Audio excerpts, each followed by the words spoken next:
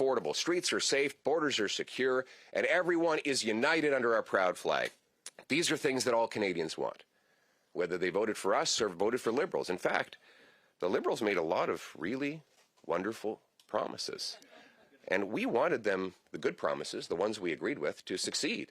And that's why we collaborated in the spring session to help get things done that we wanted. And even though they were often too small and too late, we wanted to be a helpful part of the solution. And we want for the country to succeed. And that's why we need to take a very careful look at Mr. Carney's many promises and compare them to the results. Do the words match the deeds? Let's go through them one by one.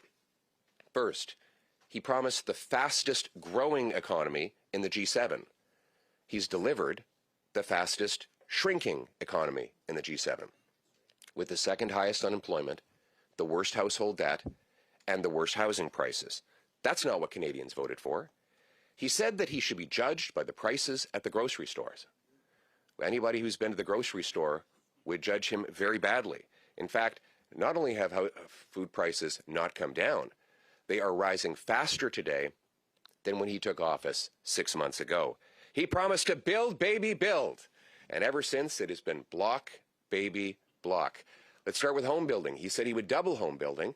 And only a few months ago, his own housing agency says home building will fall by 13%. It's already fallen by half in Toronto and the greater GTA, where the homes are most in need of building. Today, he's going to roll out a brand new bureaucracy. You know, the funny thing is we all agree that Canada has everything you need for affordable homes. In fact, housing should be dirt cheap because we have the most dirt to build on. We have the builders, we have the trades, we have the companies, they have the money. They'd love to get building. What's standing in the way is bureaucracy. And so Mark Carney's solution is to add another bureaucracy that will only slow things down. It took him 6 months to set up a new office, an office that has not built a single new home. He promised to build nation-building projects at, quote, unimaginable speeds. Well, it's been 6 months.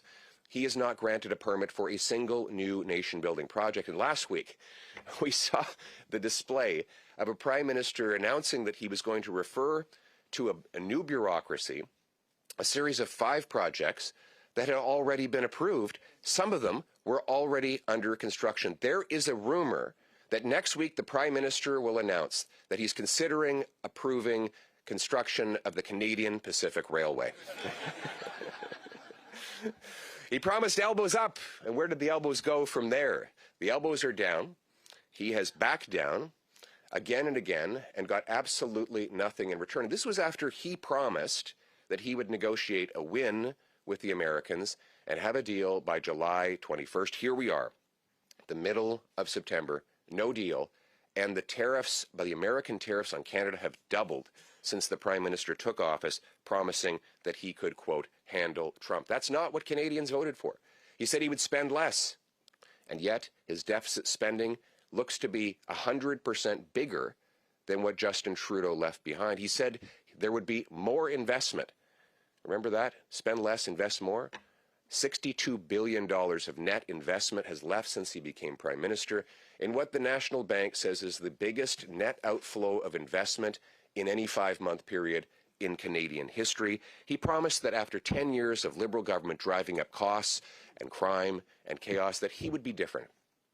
And yet, sadly, everything is worse. Unemployment is worse. The cost of living is worse. Home building is worse. Divisions are worse. The tariffs are worse. Crime is worse. Immigration is worse. That is not what Canadians voted for. What we are getting from Mark Carney is the same Liberal bait and switch. Say one thing and do the opposite.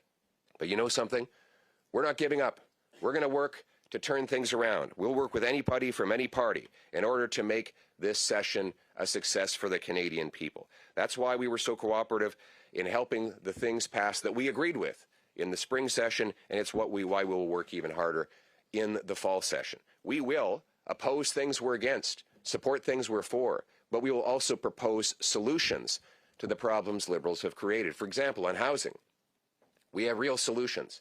Let's take the GST off all home buyers up to $1.3 million. Let's get rid of the capital gains tax whenever anyone invests their proceeds in building new homes.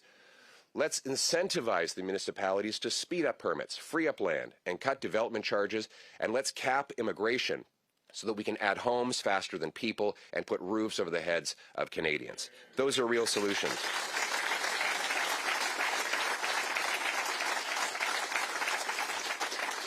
Real solutions to reverse the Liberal crises of crime, of costs, of home building, of immigration. Real solutions to make our country stronger and more united. Our mission is stronger take-home pay with lower taxes, affordable homes, and food. Safer streets by locking up the criminals that Liberals have turned loose. Solid borders by bringing immigration under control. A self-reliant Canada by passing the Canadian Sovereignty Act to open our country up for business, remove the bureaucracy, and build pipelines, ports, power lines, mines, LNG plants, and more. We need to get building to put our country first with money-making projects, not money-losing projects. Our goal is a Canada where people can afford their lives and they can live in safe streets. We want to bring down costs, lock criminals up, pump the brakes on immigration, get shovels in the ground and paychecks in pockets.